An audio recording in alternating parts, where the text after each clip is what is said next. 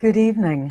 I'll just wait for people to get settled for a minute or so while people get their drinks ready, get relaxed and comfortable, and I'll see if a few more people are joining us before I get going. But I'll start by introducing myself. So I'm Ella Beartoo. I'm the in-house bibliotherapist at Damien Barr's Literary Salon, and I've been traveling around with Damien's salon over the many places where he's been holding his fantastic salons in London, but also we have traveled as far as Antigua and Palm Beach back in the days when we could travel. And that was quite a utopian scenario, I have to say. So this month, because people can't go to salons, we thought with the salon team that it would be great to bring free bibliotherapy to you live.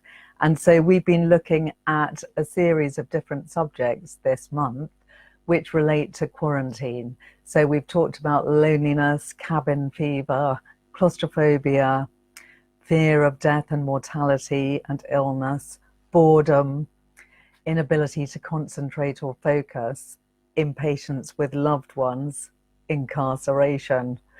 All of these are issues which, as a bibliotherapist, I can help you with. And I love it when you send me your ailments and thoughts. So any comments that you've got, please do send them along as we go this evening.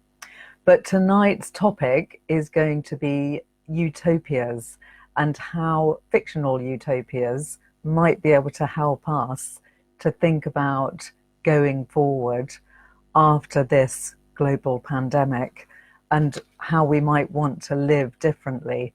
So we're going to be talking about the various fictional utopias that I know and love. But if any of you have been reading particularly interesting utopian or dystopian novels during this period, please let me know, because I'd love to hear your thoughts about them. Great to have lots of you back that I've seen over the last few weeks.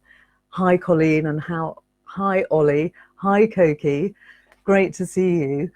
I'm going to start this evening by talking a little bit about one of my favorite dystopian novels, which is Fahrenheit 451 by Ray Bradbury.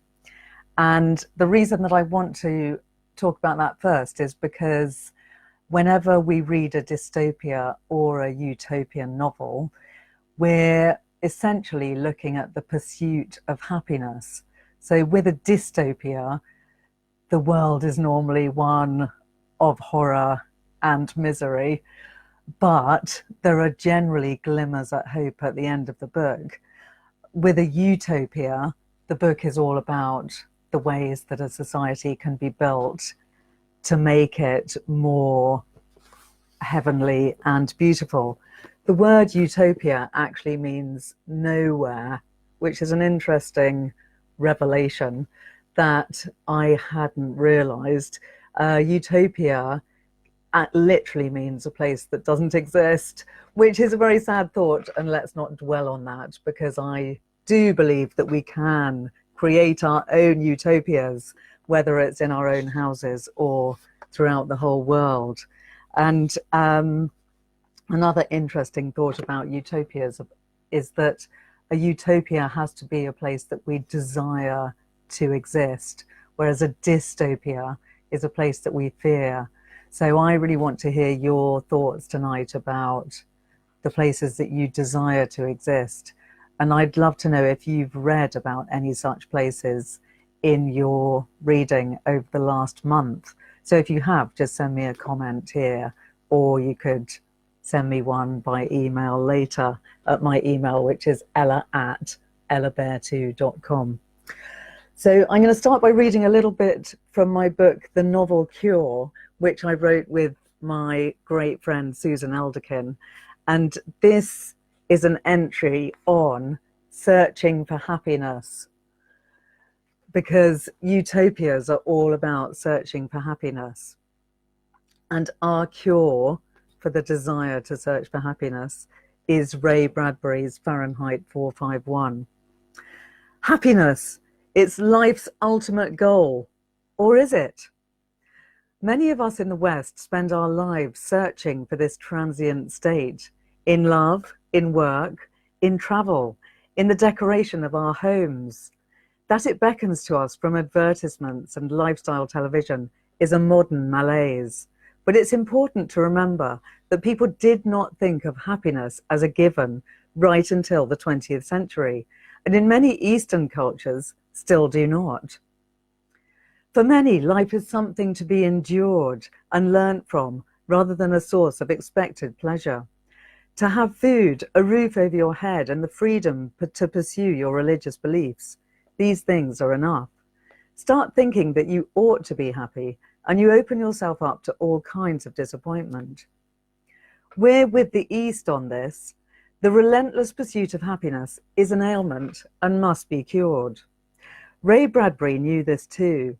His prescient Fahrenheit 451, first published in 1953, came very close to showing us life as we now know it. In his dystopian future, nobody reads novels anymore. For me, that's frankly the worst aspect of this dystopian future. At first, this is because people want their fiction in smaller and smaller doses, not having the attention span or patience to read a whole book. Sound familiar? Then they start to think that books are their enemy, irresponsibly presenting different views and states of mind. Surely they'd all be happier, living in an emotionless no man's land with no strong feelings at all.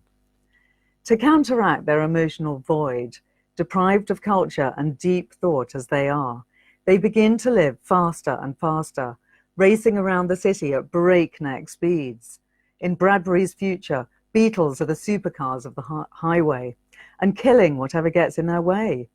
They almost never see their children, who go to school 9 days out of 10. Having kids is a waste of time anyway, they opine. The women prefer to stay at home, watching an endless interactive soap called The Family, the fate of which becomes more important to them than their own. Brilliant as he was, Bradbury didn't quite make the leap into a time when women might want to work too. Doped by these sagas, they go to bed with shells in their ears, transmitting junky news feeds and more meaningless dramas all night long. Sleeping pills are popped like candy. Suicide is common and attracts little remark. When Montag, a fireman whose job it is to burn illegal books, and sometimes the people reading them too, meets a teenage girl who takes the time to look at the stars, he realizes that he is not as happy in his emotionally neutered state as he thought he was. He begins to wake up to a world of beauty and feeling and wonders what the books that he burns might contain. One night he reads Matthew Arnold's poem, Dover Beach, to his wife's guests, interrupting an episode of The Family to do so, and the result of his reading is uncontrollable weeping and heartbreak. Poetry and tears, poetry and suicide and awful feelings, poetry and sickness, all that mush, one distraught listener cries. Montag is forced to burn his own books and his house with them, but he holds on to the belief that a future without the wisdom of books is an unbearable one. He would rather feel and suffer than live the comatose life that civilization considers the route to happiness. Fahrenheit 451 will teach you that life is made of a rich variety of experiences. Live to the full, not by seeking happiness, but by embracing knowledge, literature, truth, and feelings of every sort. And in case Bradbury's vision becomes a reality, consider learning a novel by heart, as Montag does. You never know when you might need to pass it on to the rest of humanity. So I wonder if anyone who's with me tonight has gone as far as to learn a novel off by heart. I think nowadays it's pretty unlikely, but there might be some of you out there. I must admit that I haven't learned a whole novel, but I have in my life learned a lot of poems and passages from literature. And it's one of the methods that I recommend for mindful reading, is to try and actually learn poems, passages, and even if you could go as far as to learn a whole book, that would be an amazing thing to do. What would that book be? Does anyone have any thoughts on that? I'd love to know which book you would memorize by heart. I know a lot of people memorize spiritual passages and possibly even the whole Quran or the Bible, and that in itself is an incredible feat. But would there be any other books that you would learn by heart? I'm now just going to share a bit with you from my book, The Art of Mindful Reading, which is a book full of helpful tips about how to get more out of your reading. And I think it's one of the things that many people have found during this quarantine period, that they have actually been reading more deeply, spending more time with their books, thinking about sharing books with each other. We talked about that in the last couple of sessions, reading aloud together. I know that a lot of you have started doing that because I've had quite a lot of great feedback of people that have been reading aloud together. So if you haven't done that yet, I would really urge you to try that, to read aloud as adults. It's not just an activity to do with your children, but in our family situations, people living together in close quarters now, this could be a great way to come together of an evening, sit around and maybe outside in the garden while it's lovely weather, or find a nice place that you can all sit comfortably to read aloud from some short stories. And actually, talking of utopian and dystopian novels, one of the recommendations that I would make is Ted Chiang's fantastic short stories, which are called The Story of Your Life and Others. One of the stories, which is The Story of Your Life, is the story that was made into the film Arrival, which is a really fantastic film. But the short story is equally fantastic and is a little bit different to the film. And there's about 7 other stories in that collection, all of which are just as mind-blowing as that story, Arrival, which is all about language. But Ted Chiang is a writer who really thinks about philosophy and the way that humanity is going. So all of his stories really recommend to dystopian and utopian ideas.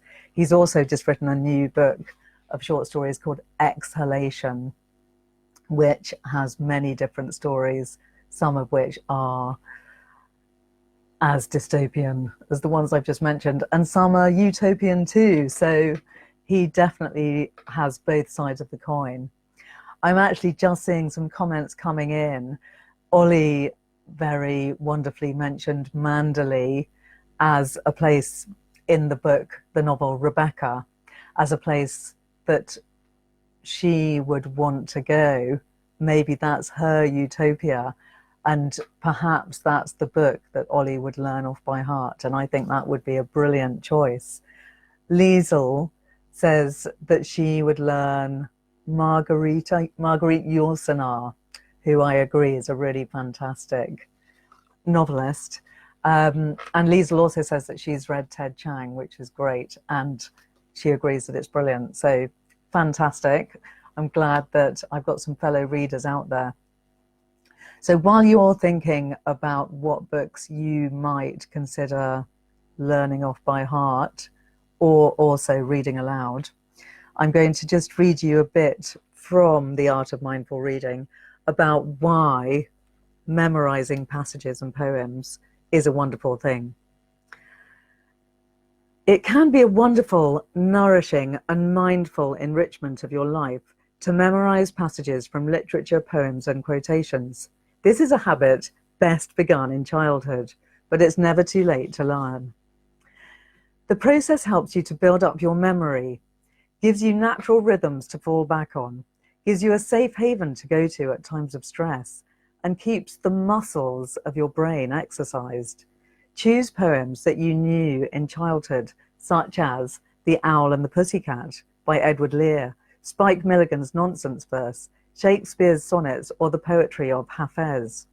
Whatever you choose it because you love it. You would like to hold it in your heart, and you know that you will always be happy to recite it, either internally or to a listener. Then repeat the poem over and over again aloud and in your head until you have it by heart. The phrase by heart is rightly used, as a poem or passage that you know this well becomes a part of your body, part of your very soul, never to leave you. It is the lifeblood of your heart, indeed. It can be immensely important, nourishing and resonating to have passages from literature, poems or novels memorized in your head. Brian Keenan, a captive in Beirut for 4.5 years, recalls how he rewrote Robinson Crusoe when he was stuck in his cell. In his memoir, An Evil Cradling, Keenan wrote that the foam mattress in his cell became for him a flimsy raft in an endless ocean. All around him was water, with not a hint of land, giving him no glimmer of hope. He felt as if stranded on a makeshift boat at the mercy of the elements. In his mind's eye, he pictured dolphins swimming alongside his vessel, who rose above the surface and gazed at him eye to eye. He saw other creatures too, and he felt a desire to throw himself off his imaginary raft into the depths of the sea to join them. He would become aware of his true helplessness, stuck without food, water, or hope, just like Daniel Defoe's hero. Picturing himself in the same circumstances helped Keenan to survive his solitude. Learning literature by heart is a way of making the book a part of you forever, alchemizing it into something integral to you and your life. Sometimes a piece of literature can alter the course of a person's life if discovered at the right moment. That's what bibliotherapy is all about, is finding the right book at the right time to change someone's life. So I'm getting a couple more comments of people who might want to learn books by heart. Chris, hi Chris, says he'd like to learn To the Lighthouse by heart, to be constantly inspired by incredible, precise writing, which I must say, that is a brilliant idea. The Little Prince is another one to learn by heart. I completely agree. So people are coming in with all these fantastic ideas. I wonder if any of you will actually go forth and learn a book by heart. It's a pretty massive task, but I reckon you could do it. So let's now talk about utopias and dystopian novels and which ones we as readers have got the best ideas from. Actually, talking of Robinson Crusoe, some people call that a kind of utopia because Robinson Crusoe creates his own tiny utopian world on his island where he lives for 25 years. He manages against the odds to create something rather fantastic, even though he's coping with his terrible solitude. He manages to make something beautiful and sustainable, which is what a lot of us are now doing in our quarantine state. I know that a lot of people have been turning to gardening as their solace, and gardening is a very common theme in almost every utopian novel that I've read, and I'm going to come back to that later. But I would love to briefly mention The Land of Cocaine, which is the medieval utopia that was mentioned back in 1694. And it was one of those mythical places that a lot of people believed in, and nobody knows quite where the idea originally came from. But they were such believers in it that they actually drew maps of this mythical land. I'm not sure if you're going to be able to see that. It might be a bit too blurry. That's a medieval map of the land of cocaine. It's a utopian land of milk and honey, which is a very strange utopia because it's full of vice and overindulgence. It centers around the sea of lust and it's divided into 19 different regions, including the Kingdom of Extravagance and the Empire of Fat Stomachs. Also, it contained the Land of Drink and the Land of Quarrels. So the medieval idea of utopias was a very sensual one, full of lust and extravagance, which is something which has not really been revisited, particularly in the last 300 years. Most utopian novelists have focused more in more recent years on places where people live in harmony with nature. So, for instance, the book Ecotopia, written in 1975 by Ernest Callenbach, is a book that is superlatively about equality and harmony with nature and no excessive consumption.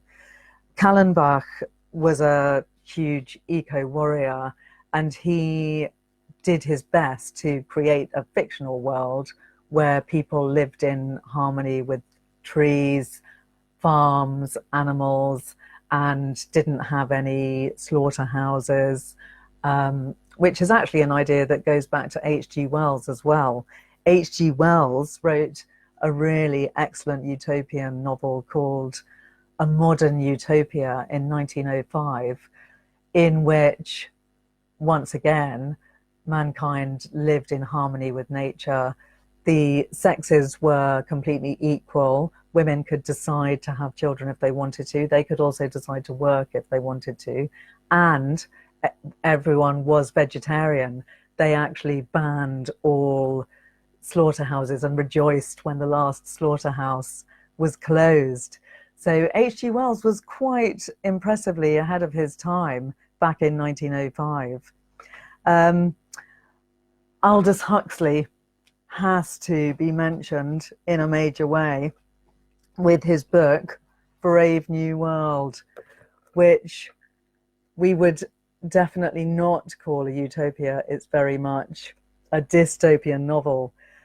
But it is a really fantastic book because it shows us both sides of the coin.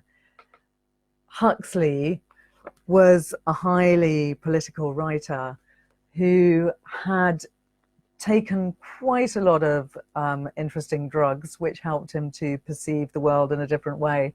And actually, one of his major ideas about utopias and dystopias was that they inevitably must involve drugs. So in his world, described in this book, all of the population take a drug called soma, which keeps them in a very calm, relaxed, gently happy state, and they have to get their soma fix every day. And if they don't, they start getting very twitchy and feeling really full of angst. So that population is completely organized because of the drug soma. Now, Huxley was obviously portraying a rather grim side of the world in this book, where people were divided into different social castes, from the alphas to the betas to the gammas, and they were given hypno-feed at night, which helped them to believe in the state that they've been put into and to completely accept it. So they were given all these hypnotized ideas whereby they said things to themselves like, end it, don't mend it, end it, don't mend it, because there was a very capitalist and mercenary culture which made all the people in the society endlessly consume.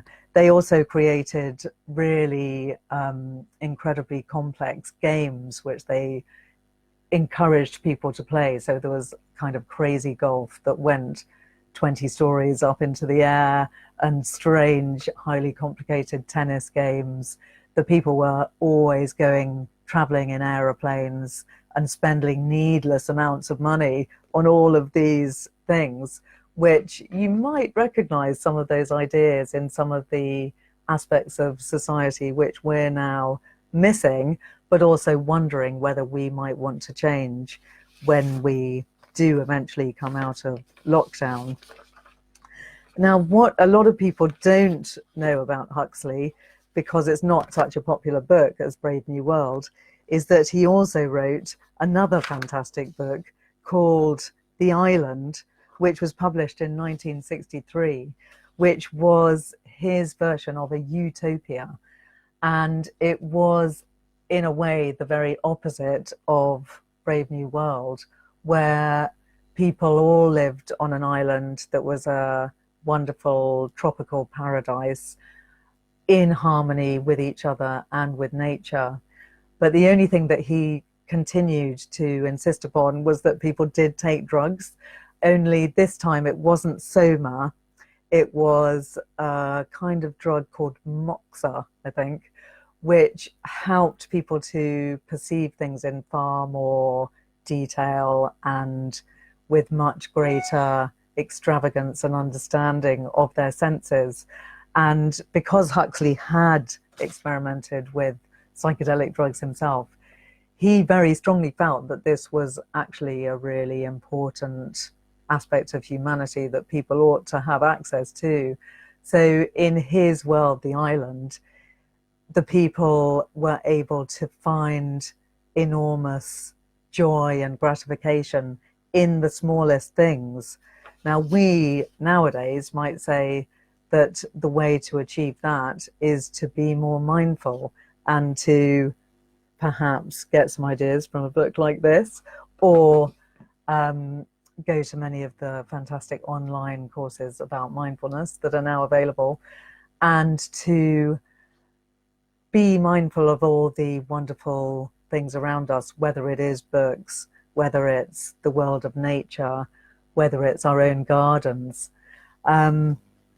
So it's very interesting to ponder Aldous Huxley's book, The Island, and I would really urge you all to read it, because it's quite a surprise once you've read Brave New World.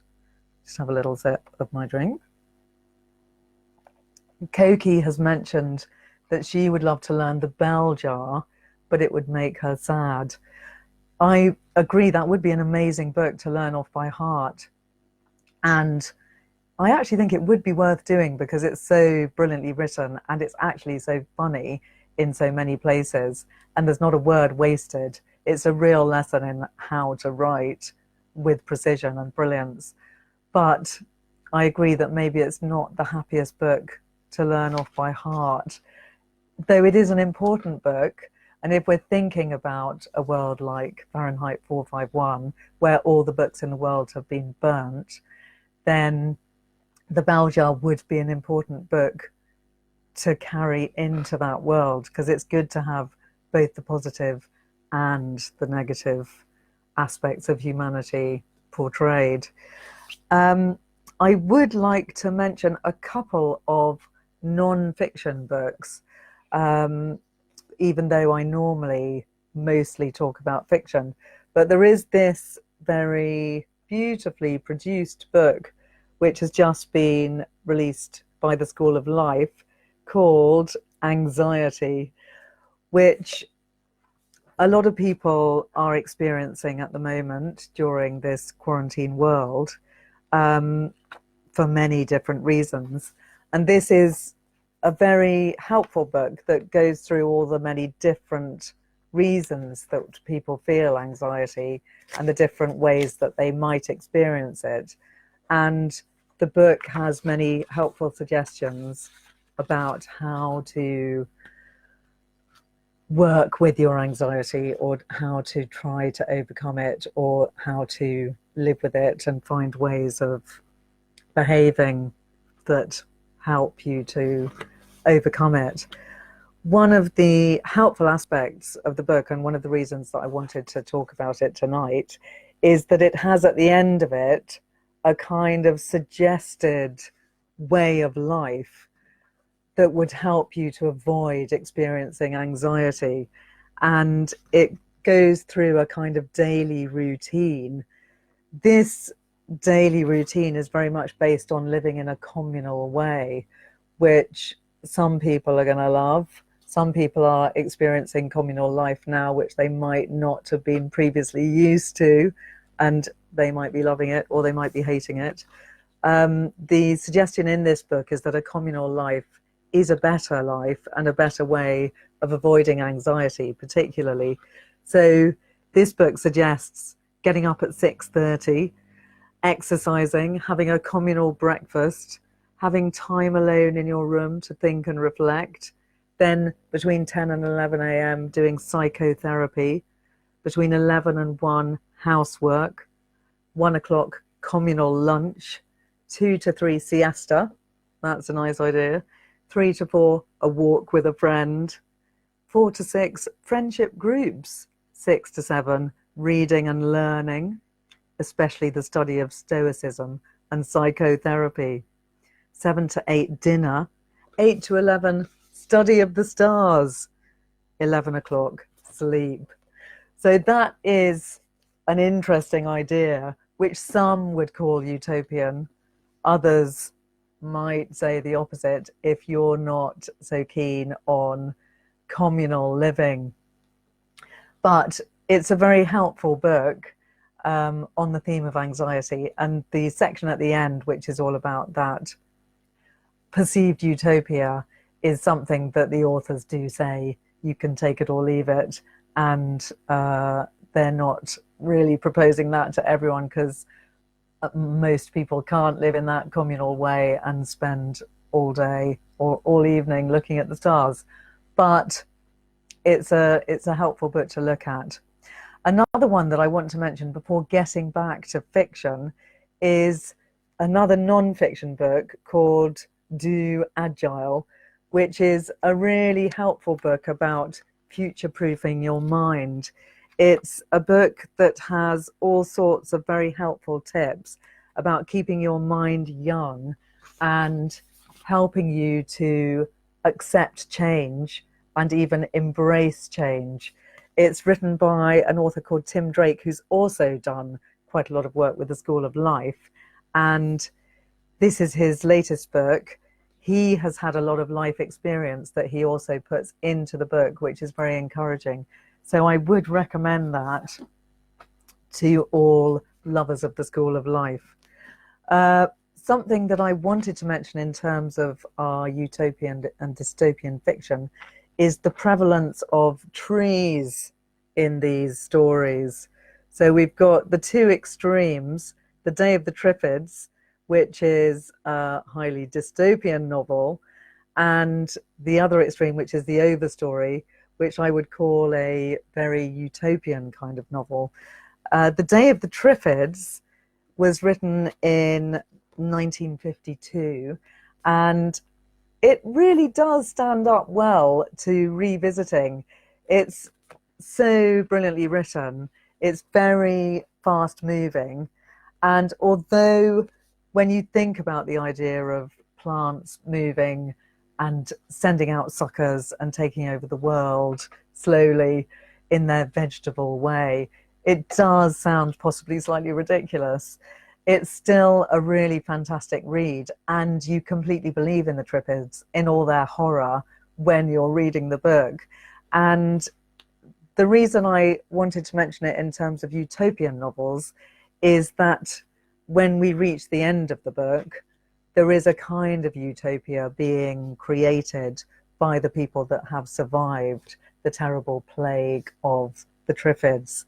And there's a lot of homely wisdom in the book about creating your own farm, living off the land, tilling the soil, which, as I was mentioning earlier, is a very big theme in most utopian worlds that we meet in fiction.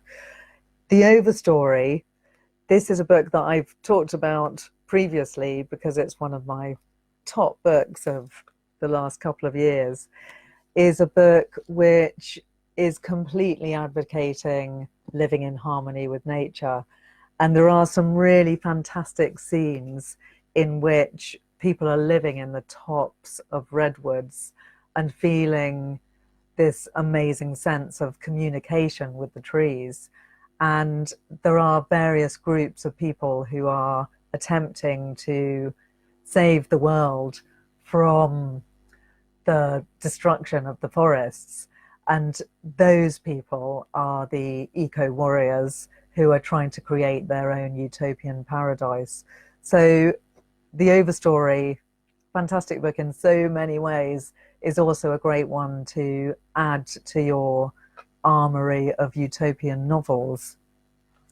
And I can't spend this evening talking about utopias and dystopias without mentioning the fabulous Margaret Atwood trilogy, which are Oryx and Crake, The Year of the Flood, and Mad Adam, which are just brilliant. They are pretty dark, and they do touch on a lot of very unpleasant aspects of the real world, but they also show glimmers of hope, like so many dystopian novels do.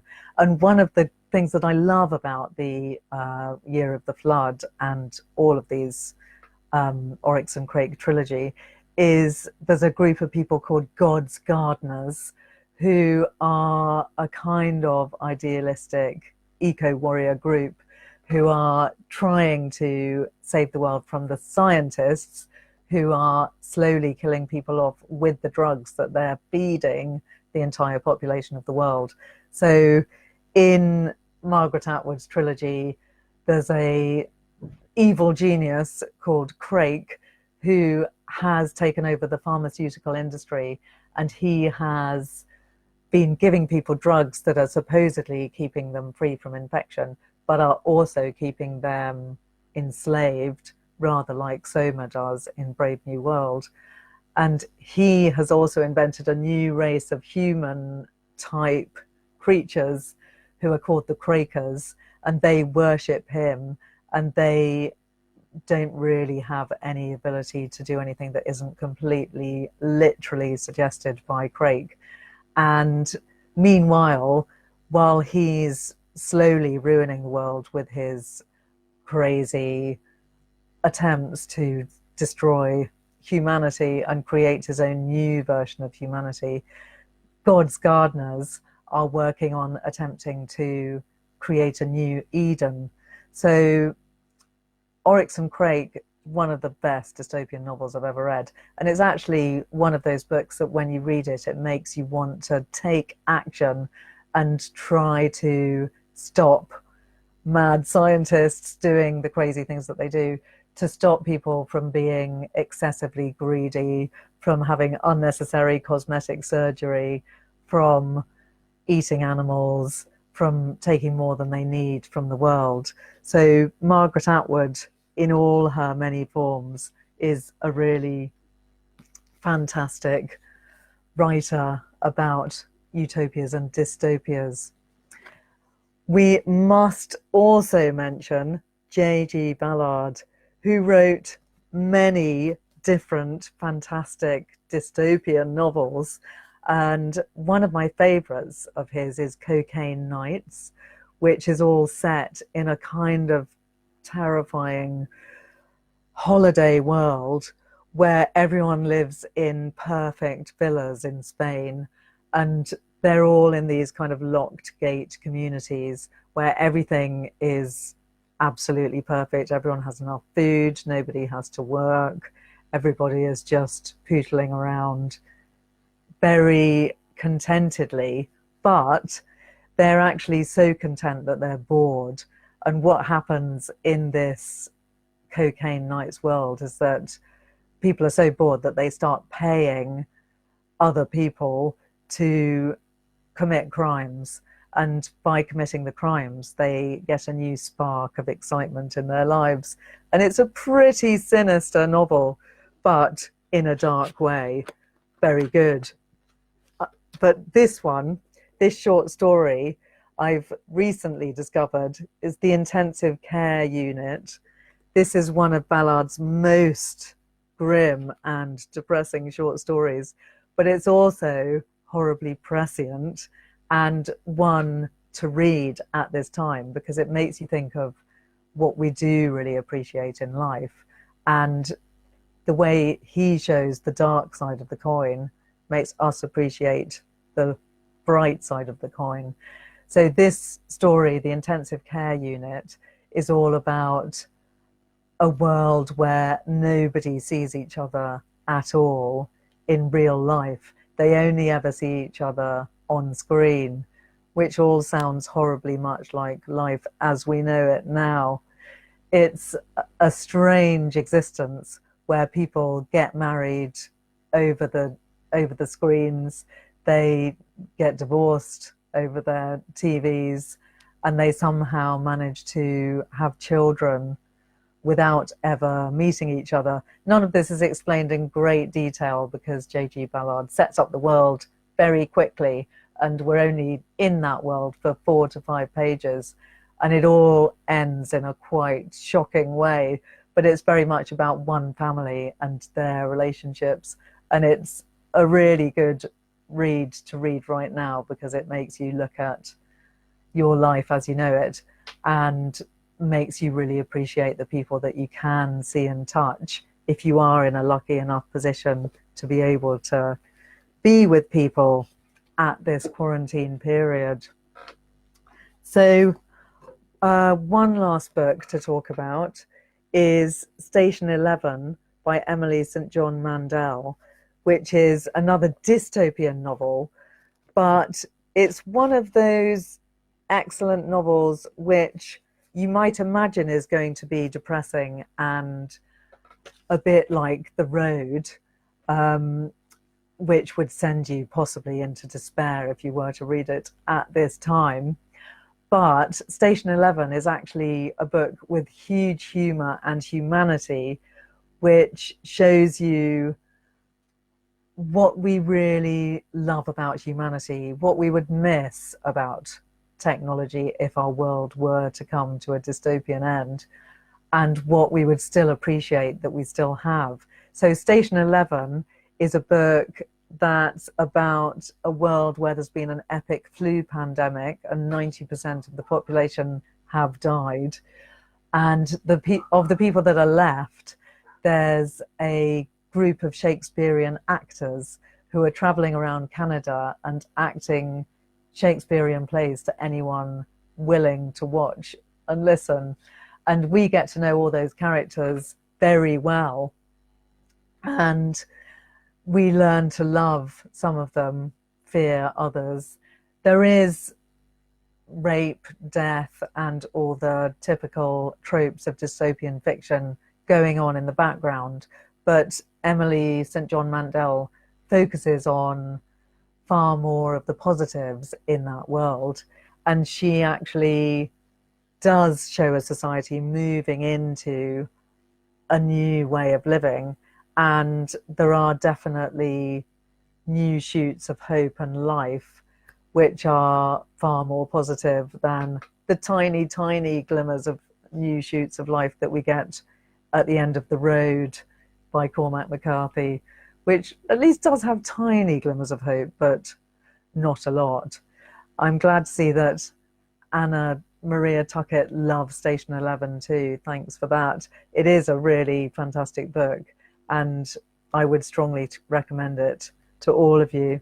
I have been reading this very wonderful tome, which talks about utopias going from medieval times and up to the 1980s. Unfortunately, it doesn't have utopias from the last 20 years or so, but it does tend to be the case in literature that there are more dystopias written about than utopias, which is a shame in a way. But as I was saying a couple of weeks ago on one of these sessions, books that are all about happiness tend to be slightly boring. We always like to have a bit of angst and pain, otherwise maybe it's just not relatable or interesting enough. And I love your comments and thoughts on that idea. Have any of you ever read a book that is all about happiness and happy things, and have you loved it? I think Aldous Huxley's The Island is a book which, as I was saying earlier, is a utopian vision, but it actually does have sadness in it too. And similarly, the H.G. Wells utopia that I was mentioning, called A Modern Utopia, also has a moment where the bubble is burst. So he does describe a place of perfect bliss, but he then has to destroy it. Is this something that all writers do, I wonder? I do think that we can learn a huge amount from the utopian fiction that we read and from the dystopian fiction. And I think the one that for me is the most positive that I've ever read is this one, The Overstory. But do any of you have other futures that you can share with me? Sarah Anderson says, the future we choose is a fab vision of the future, either dystopia or utopia, depending on what we do now. Excellent, that's a great recommendation. So we're all going to be reading that. Thank you. So on that positive note, I'm going to bring this session to the end. It's been really lovely talking to you about utopias and dystopias. I would love to continue the conversation. If anyone wants to send me more comments, I'll be here and I will respond.